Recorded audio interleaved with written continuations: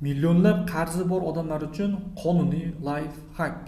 Deylik, tasavvur qiling. Sizning kimdandir qarzingiz bor va ushbu qarzdorlikni undirish yuzasidan sudning hal qiluvchi qarori, hukmi yokida sud buyrug'i chiqarilgan va ushbu qarorlarni ijro etilish yuzasidan hududiy majburiy ijro byurolariga ijro varaqasi ham yuborilgan. Endilikda majburiy ijro byurosi xodimi ushbu qarzdorliklarni qoplashingiz uchun sizni uyingizni sotib yuborish bilan tahdid qilmoqda. Endi savol tug'iladi.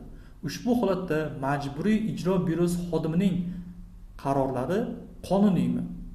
Javob: sud hujjatlari va boshqa organ hujjatlarini ijro etish to'g'risidagi qonunchilikning 52-moddasiga muvofiq qarzdor va uning oila a'zolari doimiy ravishda yashab kelayotgan uy-joy, kvartira undiruvga qaratilishi mumkin emas. Ya'ni siz oila a'zolaringiz bilan doimiy ravishda yashab kelayotgan yagona uy-joyingiz bo'lsa, ushbu uy sizni million qarzingiz bo'ladimi, milliard qarzingiz bo'ladimi, undiruvga qo'yilishi, ya'ni auksionga qo'yilib sotib yuborilishi mumkin emas.